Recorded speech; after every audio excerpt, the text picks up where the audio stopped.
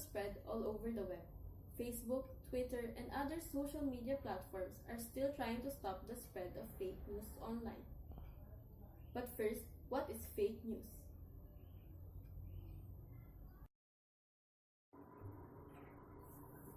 Fake news, also known as hoax stories, refers to false information published via social media in order to mislead, disinform, and manipulate the public. Here are some tips to spot fake news. Tips on how to spot fake news. Number 1. Consider the source. Consider the source to understand its mission and purpose. Investigate the website and its contact info. Number 2. Check the authors. Check the authors to see if they are real and credible. Do a quick research on the author.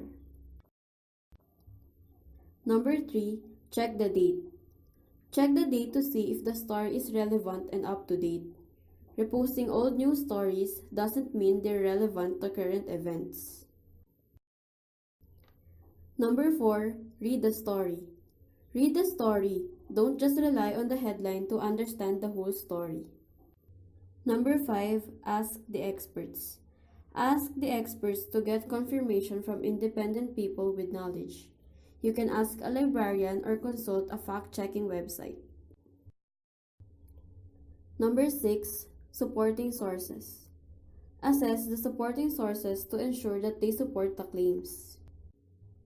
Click on those links to determine if the info given actually supports the story. Here are some examples of fake news online.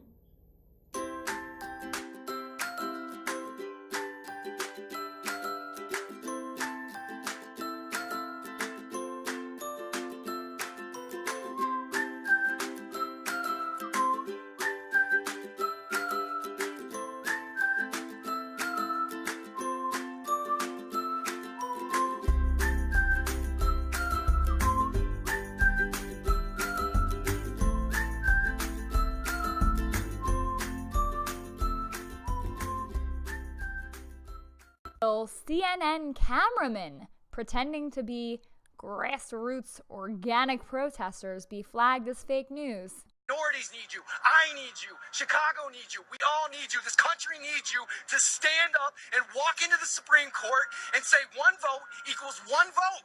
What's wrong with that? What's the debate? You definitely feel his passion. There's other people out here who feel the same way. At one point, you had people who were blocking this road. Chicago police moved in. Everything has remained peaceful. And like I said, Don, as you see, thousands of people still continue to gather. But like you heard this man, very passionate about the idea. He doesn't want Hillary to stop. Yeah, Brian, you know I used to live there, and I know that guy. That's John Gurkovic. He actually went to Africa with me as a cameraman. But anyway, that's another story. All right, thank you, John. Thank you very much, Ryan. I want to get back. Look at that. Fake news right there in the title of the article. That is an outright lie, and a disgusting one at that. From the New York Times. What about sloppy journalism costing thousands of lives overseas while reporting on war and weapons of mass destruction? Fake? Destructive, for sure. Rolling Stone published a rape hoax. That kind of reporting has the potential to ruin lives. No big deal. What about Hillary immediately blaming Russia for the DNC hacks and a whole lot else during the election without any verification? Liberals would call that a conspiracy theory, no? Would this type of thing be labeled as fake news as well? I know. Trump does it too.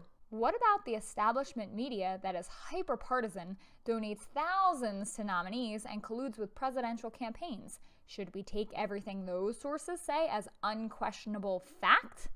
What about when they make very, very wrong predictions using their own fancy forecasting model? Will that tarnish their reputation and then place them on a fake news list to be censored by Facebook and Google forever?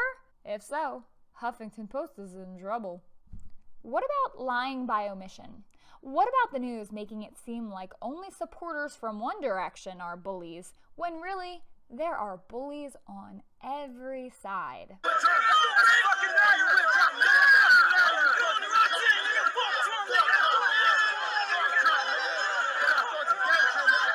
was attacked by protesters, and this is what happened.